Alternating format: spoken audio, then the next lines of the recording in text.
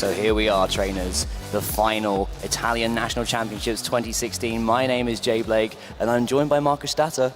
Yeah, it's the very final game, of course, the finals of this Italian National Championships. 2 full days of competition, best of 3 Swiss, 9 rounds. Our 2 competitors that made it all the way in the final, they mastered that, but then they were also able to climb their way in the single elimination bracket, defeat some of the world's best players, and now they are here to battle it out for the title of the Italian National Champion. And I don't think we can stress it enough. 9 rounds of Swiss, best of 3, and then a single elimination bracket is a lot of Pokemon to go through. Lots of thinking, lots of intense games. And so this final is due to be an amazing series. Definitely. And not only do we have 2 very interesting competitors that have not really made too much they didn't grab too much attention. People, don't really know about what to expect from those players, but their teams, they speak for themselves. Really creative stuff coming out. We have 2 Rayquazas, 2 Mega Rayquazas, in fact, battling it out against each other. And who would have expected that? Yeah, guys. So I mean, if you like this this final, which is going to be very Rayquaza heavy, and this tournament's been extremely Kyogre heavy as well, why don't you use the hashtag #PlayPokemon? Talk a little bit about which archetypes or which teams you like to see. And if you go onto youtube.com/Pokemon, facebook.com/Pokemon, you can also like our content, watch some of our videos about previous VGC tournaments, and get all the news about upcoming events as well. Yeah. Go ahead, tell your friends that the finals is happening, because I'm pretty sure they also want to see that. And I can't wait to just jump into the match, because once again, two really cool teams battling it out against each other there. But first, we've actually had the finals already for the junior division and the senior division, so we can announce that Corey Elliott UN has won the junior division, and Michel Gavelli has won the senior division, so congratulations to both those players. Yeah, congratulations. It's really noticeable that in most recent years, the level of play in the senior, but also the junior division has really raised drastically. Some of the best seniors can definitely also beat some of the best masters in the game.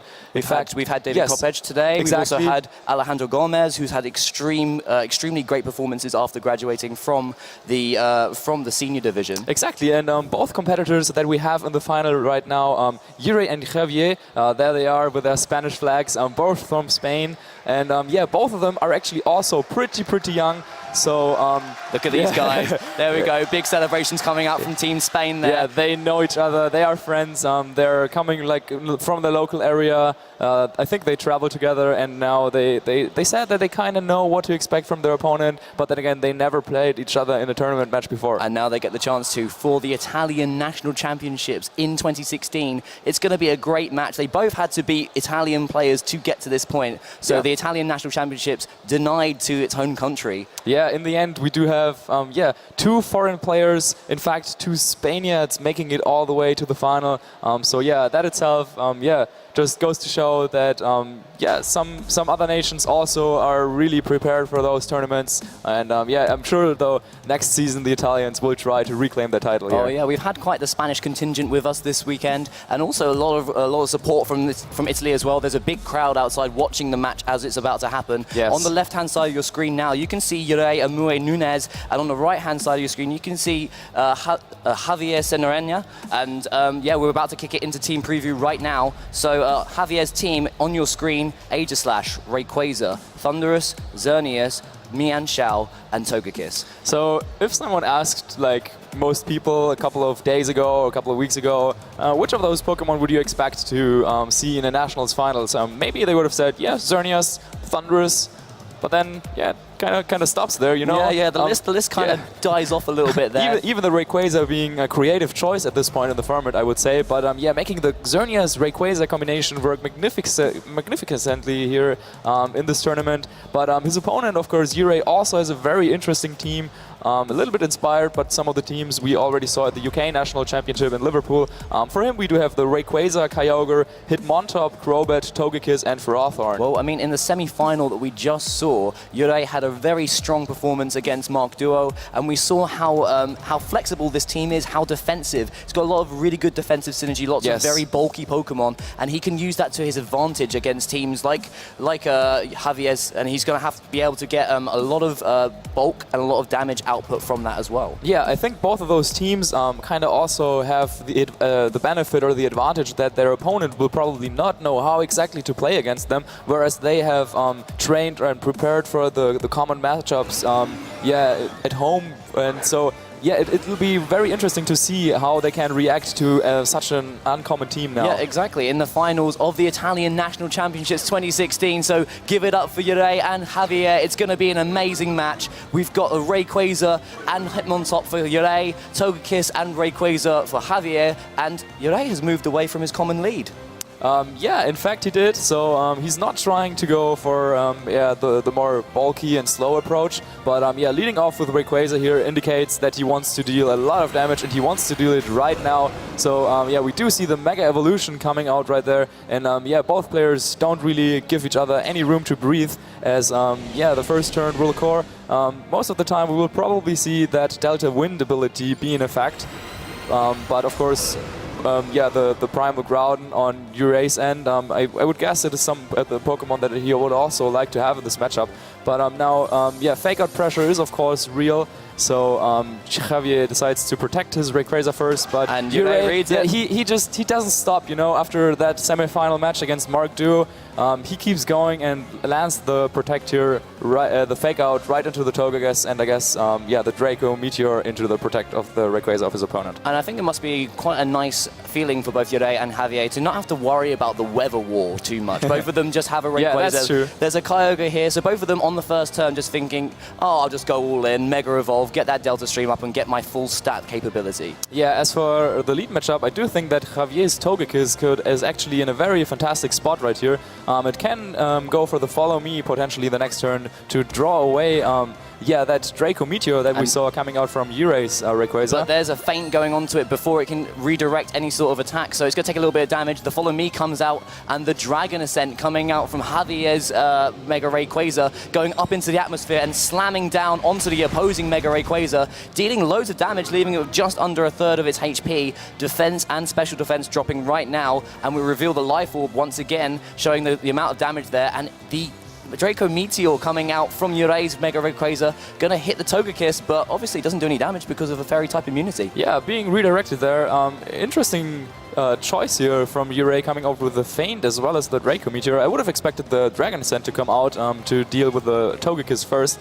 But now, yeah, even though Juraj's Rayquaza is a little bit more bulky and he did get off that Intimidate, that Life Orb Rayquaza coming out from Javier did still so much damage. So yeah, Ferrothorn coming in now for Juraj, it's probably going to be one of the most important members in this matchup if he wants to stop that Rayquaza and Xerneas combination. Yeah, and also it does deal significant damage to that Togekiss as well. It's 3 Pokemon on Javier's side of the field that Ferrothorn can do massive damage to. We see the Dragon Ascent once again from Mega Rayquaza going onto that Ferrothorn. It takes a little bit of recoil from the Iron Barbs and also from the Life Orb, and we see the close combat going onto the Mega Rayquaza there, leaves it just in the red, and we've got the defense and special defense drops happening onto the Hitmontop right now. Togekiss hasn't attacked yet, but it's going to drop a Tailwind right now, so the whole of Javier's team is going to be boosted in speed for the next couple of turns. Yeah, Javier's lead choice was just really good. I'm sure he made a plan going here into this final. His Togekiss is in such a good offensive position as yeah, there are no resistances in the Pokemon that Juraj chose for the battle to the flying type attacks. So both Rayquaza and Togekiss can really make use of that with Air Slash and Dragon Ascent respectively. And yeah, Hitmontop, I mean, it was nice for the Intimidate and the Fake Out, but yeah, close combat, even though it did a little bit more than I expected, yeah, not really in the position you want to be in. So Mega Rayquaza leaving the field there, fearing a feint from the Hitmontop, and then we're going to be replaced with Aegislash here, so if feint is coming out, then it's not actually going to hit it at all because of its ghost type immunity to normal type attacks. Yet another Pokemon that has a very, very good defensive typing here for this matchup against the Hitmontop. And yeah, I think Juraj might already be thinking about a potential second game where, yeah, I would be surprised if we saw the Hitmontop again, but yeah, also the Aegislash soaking up all the damage, healing back up with leftovers, and yeah, like quite a few people might might have doubted Javier going into this final because his team is just so unorthodox, and people did not really know what to expect coming from it, and like why was it doing so well. But yeah, you can definitely see Javier making plays here, having the defensive synergy to switch around, now bringing his Togekiss and the Aegislash in position against his opponent's non-restricted Pokemon. But yeah, he's just maneuvering him so well, and he did so much damage already to his opponent. Well, the Tailwind's going to help out Togekiss here. We've got the fact that he can use Air Slash to knock out this Hitmontop on the field and deal significant damage to the Ferrothorn. But Aegislash is such a good Pokemon to bring in here. Especially if it has Substitute, which could be something we could see here, because that would be the perfect opportunity against Ferrothorn and Hitmontop that can't really touch it at all. Yeah, I could also see if it's a physical type physically trained Aegislash, it could also have Gyro Ball as well to deal with Xerneas, but also do good damage against Mega Rayquaza. Air Slash coming out from the Togekiss onto that Rayquaza, and as Marcus just said, we see that substitute. Aegislash hiding behind the substitute doll and not taking any damage for the rest of the turn. Yeah, so Ferrothorn's attack, unfortunately for Yurei, evaporates here. It goes into that substitute. So Yurei felt like keeping the Hitmontop around a little bit longer would be helping him. So he switched into his Rayquaza, and thanks to that Assault Vest that we saw earlier, it is able to soak up those special type attacks really well. But now he really has to think about how can he start grabbing some KOs, because Rayquaza, first of all, it would need to bypass that substitute from the Aegislash. But if Togekiss decides to go for the Follow Me, then yeah, it's really tough for Yurei to do any damage to the Aegislash of his opponent at all. So both trainers may have 4 Pokemon left at this point in the match, but the momentum is really with Javier. That Tailwind has really helped him out here, and his choices of bringing in certain unorthodox Pokemon at the right time has really helped him out. We've got the Kyogre hitting the field now for the Mega Rayquaza. It's going to activate its Blue Orb, going full Primal Reversion. Primal Kyogre is now on the field, setting up the rain for the first time in the match. Yeah, so Kyogre is one of the best Pokemon that Yurei has on the team to deal with the Togekiss and Aegislash combination that we were seeing coming out from his opponent. Air Slash hitting into the Ferrothorn though, and Aegislash looks like it also wants to go for an offensive move here. Let's see, if it's like something like a Shadow Ball. Yeah, there's a Shadow Ball right there. Okay, goes also into the Ferrothorn. That could actually come close, and it gets the KO there with a critical hit. Yeah, critical hit there. I'm not sure if anyone had actually done the calculations for that attack, if Yurei knew that he would possibly could survive that without the critical hit there. But obviously, Aegislash has such good offensive stats. Yeah, certainly. Aegislash is one of those Pokemon that I think do have quite a bit of potential, but it's really tough to figure out which moveset you want to use, because, for example, Substitute and Wide Guard are 2 supportive options that are really helpful. You want to have a physical Steel-type attack most of the time to take care of opponents' Xerneas. So including all of that into a single set, because, of course, you also want to have King's Shield. It can be difficult, but it looks like Javier found a moveset that really helped him over those 2 days of competitions, and now it's also proving itself in the final here. So we have the Protect coming out from the Togekiss here, doesn't want to take any damage for the rest of this turn, and we're going to actually see Aegislash changing its stance now. It's going to go behind its Substitute Doll once more and activate King's Shield. If any Pokemon uses a physical type attack against it, their attack stat will be lowered. And yeah, we do see attacks coming out. That was Water Spout from the Kyogre, and I think potentially the Overheat going into the Protect there. So Yurei potentially knew about the fact that his opponent could just go for that double Protect, and now it'll be even tougher to knock out this Aegislash. Yeah, Aegislash is a Pokemon that's kind of, I mean, obviously we don't see it too much in VGC16, but it was very important to VGC14, very important to the early stages of VGC15. It's had a lot of different movesets over the time. Most people were using it especially before. And we see that Javier has that Shadow Ball option on him. Do you think he might be running a mixed set, or how do you think he deals with the Xerneas match? Yeah, as I said, Gyro Ball or Iron Head are what most trainers opt to use on the Aegislash to hit that Xerneas, even on the boosted special defensive side. But now we will see the Overheat coming out, and yeah, that will take care of that substitute. But yeah, depending on how this Aegislash is trained, I would think it can probably take the Water Spout, since we're also in Delta Stream right now. Yeah, so here comes that Water Spout, as you said, Marcus, going to hit both the Pokemon on the opposing side of the field, and both survive with under a third HP there. The Citrus Berry is going to activate for Togekiss, and it's going to leave it with just under half HP. The Air Slash coming out onto the Rayquaza. Is it going to pick up the damage? Ooh, 4%.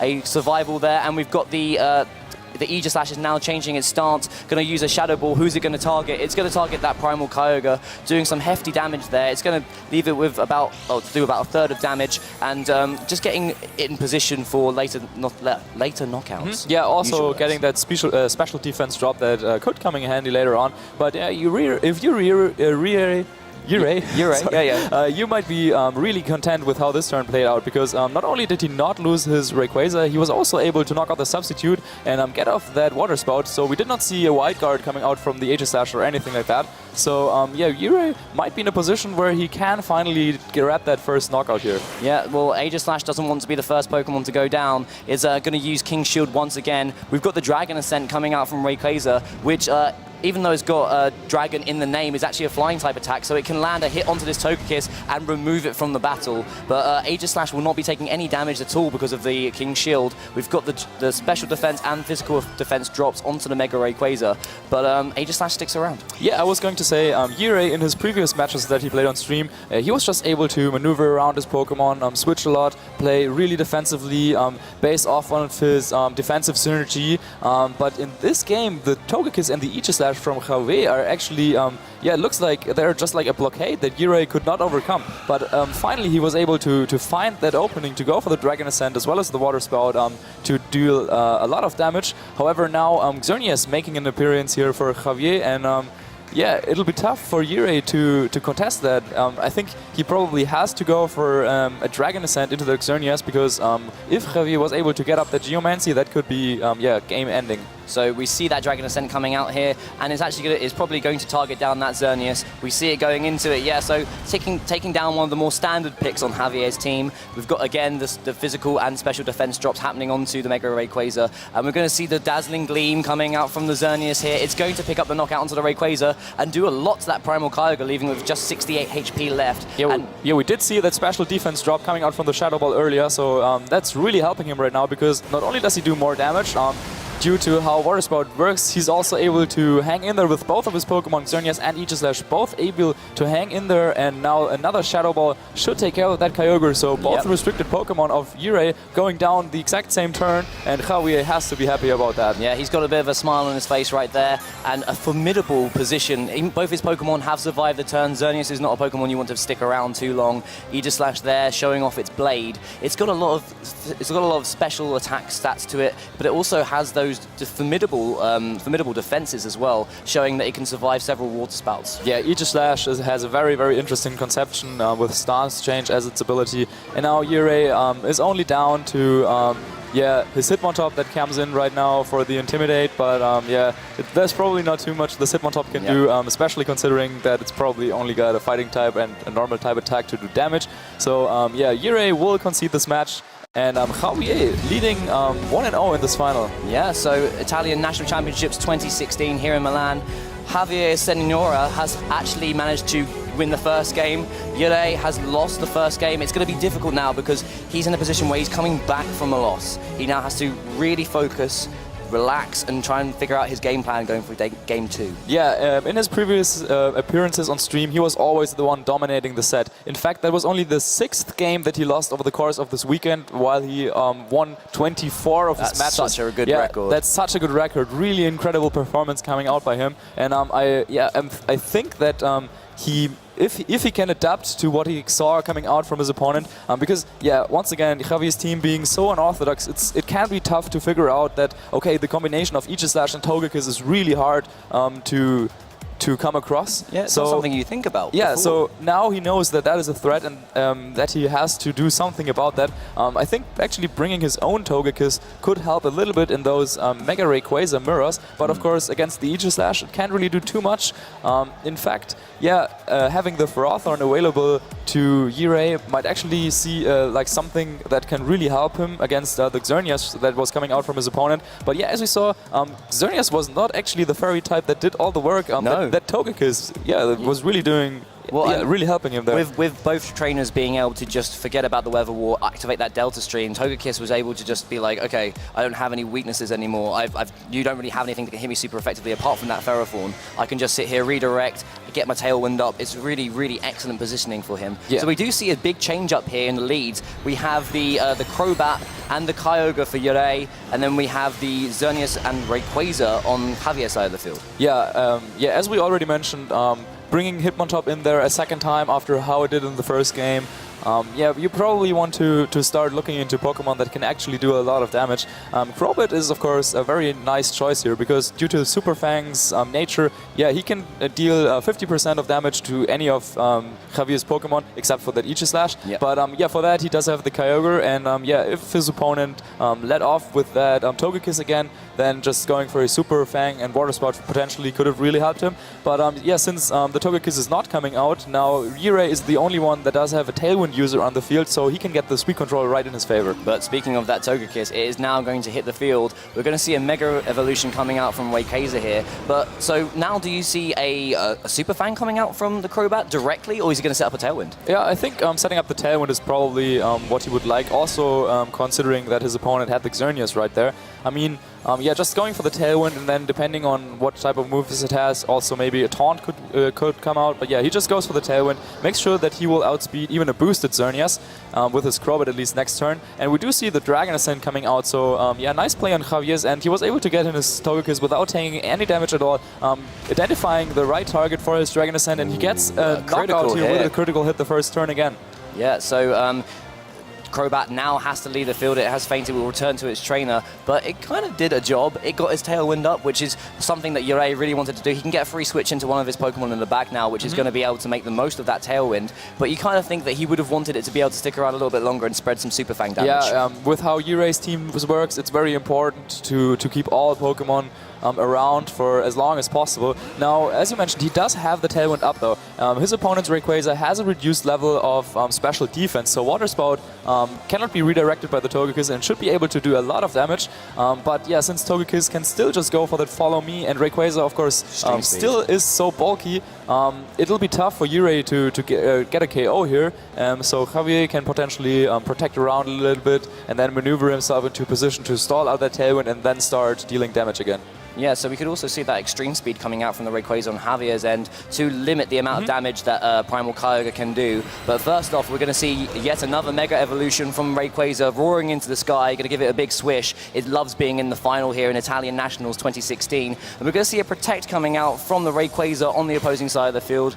Obviously doesn't want to take any big Water Spout damage here. We're going to see a double Protect, which is a very safe play. A lot of players like to do this when faced against a Tailwind. It allows them to waste the opponent's momentum here, and it will reduce the amount of turns that they've got to deal with faster Pokemon. Yeah, and I think Yurei made the play that he needed to go for. He went for the Extreme Speed into his opponent's Rayquaza and also for the Water Spout. So Extreme Speed being the same priority as Follow Me, and Rayquaza obviously outspeeding the Togekiss. It doesn't even need the Tailwind for that. So he would have been able to hit the Rayquaza on the lower defense and then follow it up with a Water Spout, and that would be enough to get the knockout here. So I don't think there's too much Javier can do to prevent that play from happening the next turn. And yeah, now he's the one that has to figure out how to, yeah, just make it through these turns. Yeah, so here we go. The plan is still the same. We've got that Extreme Speed coming out from the Rayquaza. Then the Follow Me is going to activate from the Togekiss. And are we going to see that Water Spout from Primal Kyogre? Of course we are. So big damage coming out now. Full HP Kyogre. It's going to do huge damage to that Togekiss. And it is enough to get the knockout on Rayquaza. And yep, that's what we were talking about. That is exactly the way Yurei needed to play here. And I mean, for Javier, he could have potentially switched in his Aegislash if he brought it to the battle, but even then he would have had to take that Water Spout, and yeah, you don't really want to do that. No, right? You don't want to waste your Pokemon's HP when you don't need to. Obviously, he would prefer to have a restricted legendary Pokemon at some point, but he gets a free switch in now, so it's not all is not lost.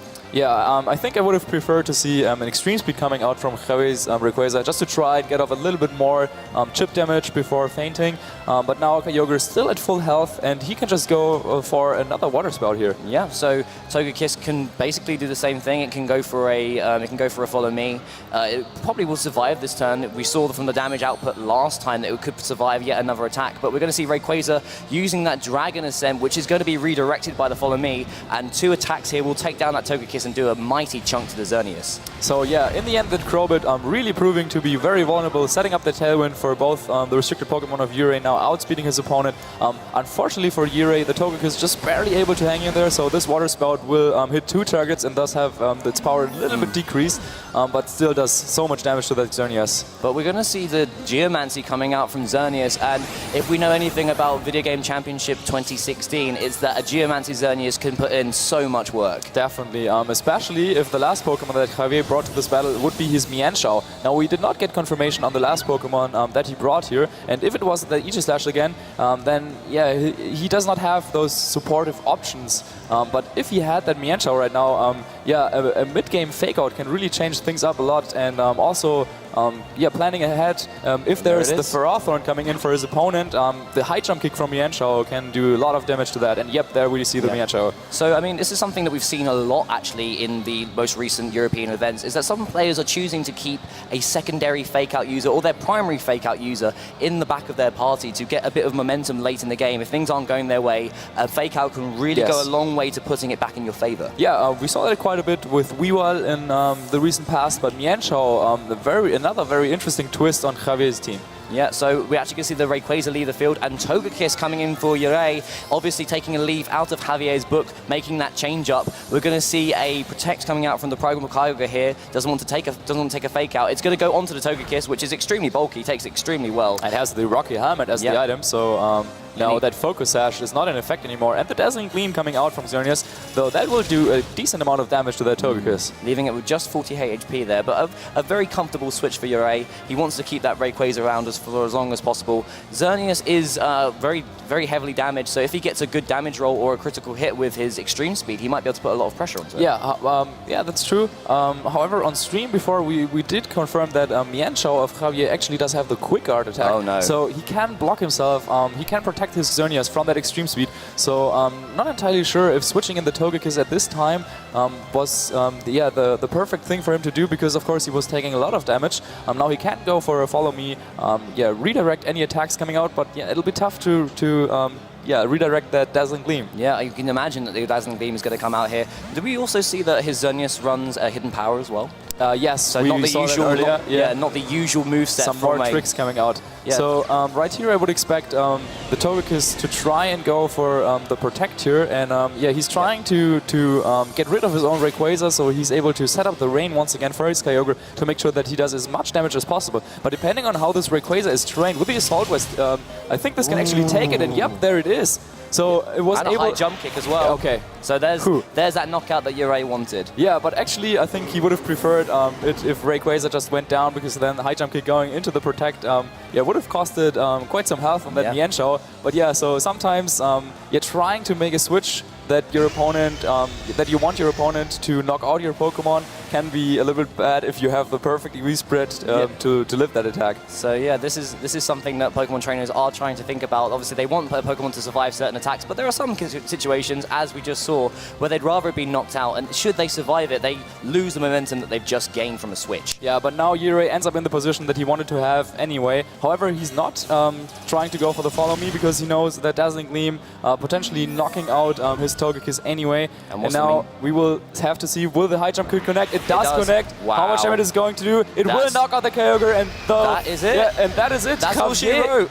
Yeah, Javier is your 2016 Italian national champion for the Pokemon video game. Yurei, fighting all the way in the final, but in the end, he will have to be satisfied with that second place. No, I mean, incredible performance from both Yurei and from Javier. An exceptional final, really well played by both players, and there's just so much control exerted by Javier in that game, and both players, obviously, both from Spain, both friends. So we shouldn't see too much of bad blood between anyone. And the camera's getting right up into Javier. He's really enjoying all the attention. You can see it on his face there. Definitely proudly wearing the Spanish flag over his shoulders. Yeah, and he having some fun with the camera there. And he was able to leave almost 300 players in the Masters division behind him. And now he is the one that finally made that Rayquaza-Xerneas combination work, and he's able to claim his first national title. It's incredible, and obviously you saw the steely gaze of a winner right there, staring down to the camera like,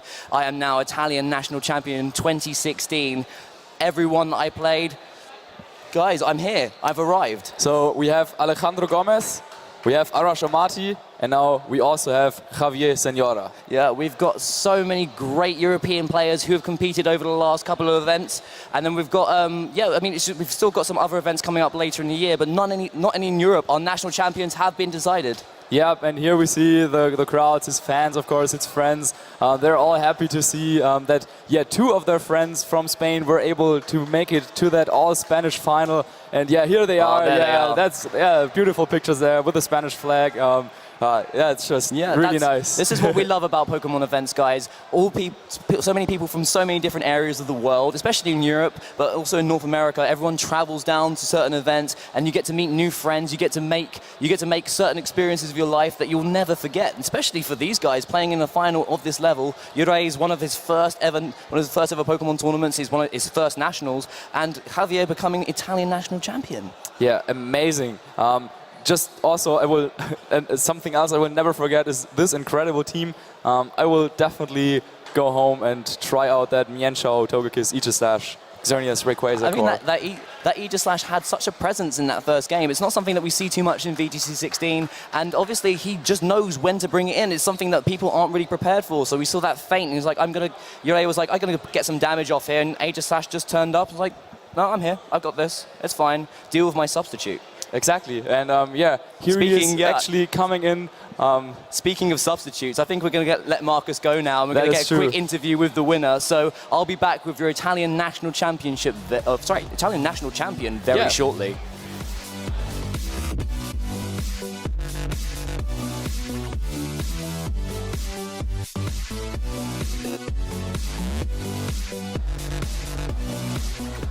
Welcome back, trainers. One final time, I am here with your Italian national champion.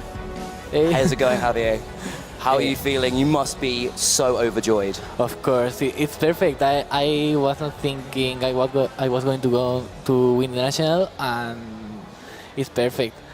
I was trying to go to Worlds from 6 years ago, and now is the opportunity. Yeah, now you've made it. Now you've got an Italian national championship under your belt. You've got your invite to Worlds. It's going to be incredible. You must have another, you're just going to be walking on air for the next couple of months before you go to San Francisco in August. You must be so happy. You just could be like, every single day, it's like, I'm going to Worlds. It's going to be amazing.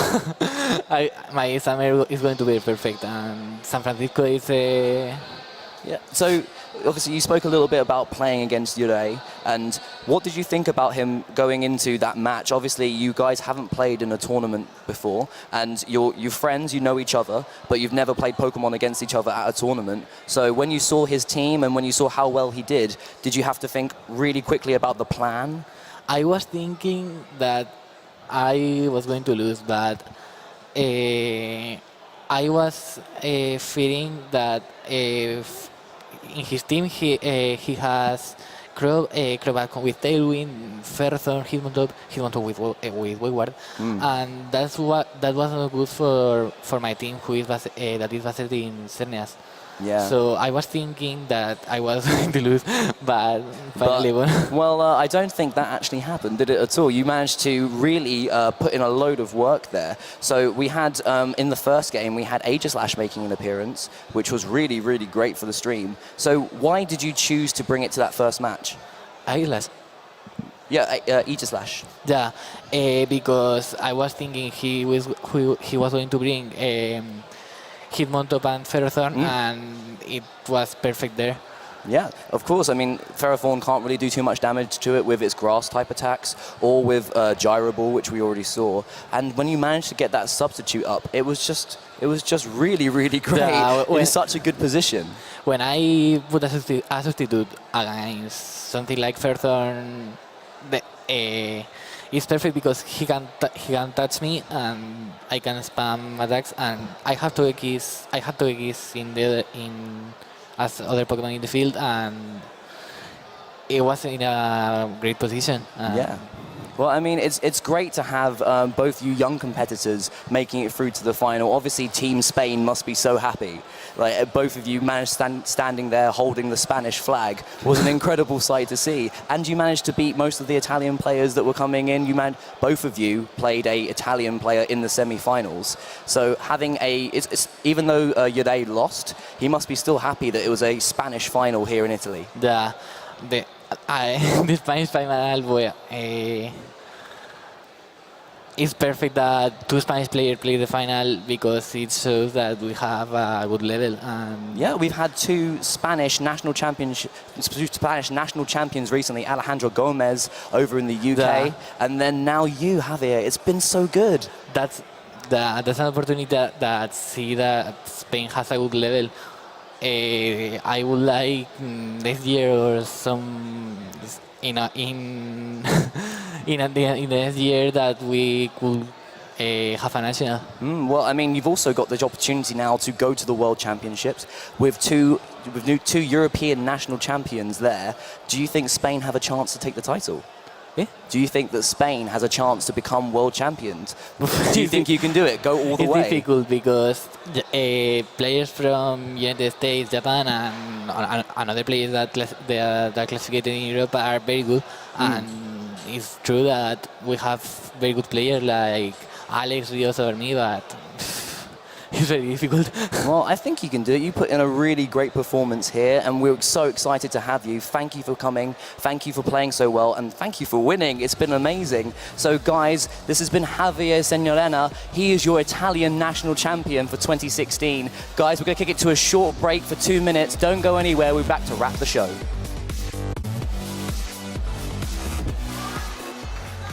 And one final time, trainers, welcome back. Italian National Championship 2016 is now over. I am Jay Blake. I'm joined one final time by Marcus Statter. Yeah, the very last time, at least for this season, I guess. So, yeah, it's been so much fun casting those events. We had 3 incredible tournaments. 3 incredible champions. Yes, exactly. 3 incredible teams. And I think there is a lot of more incredible things that we also had. The cup overflows. We've had a great national championship in the UK in Liverpool, a great German championship in Kassel, and now Milan has finally finished. We've got Javier Signorena as your Italian national champion. It's been amazing, guys.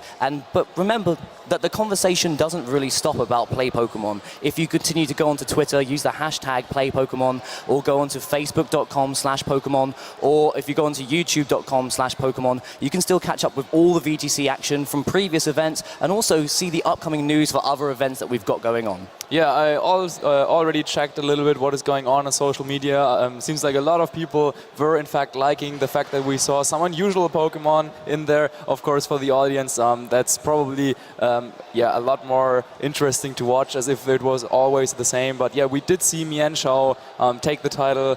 Togekiss, Ichisash. I could list his team just so often, you know. I mean, how many times are you going to hit those high jump kicks? We've seen Jumpluff hitting loads of sleep powders today. We've seen loads of high jump kicks from Mienshao, which is not something you really expect coming out of a VGC16 tournament.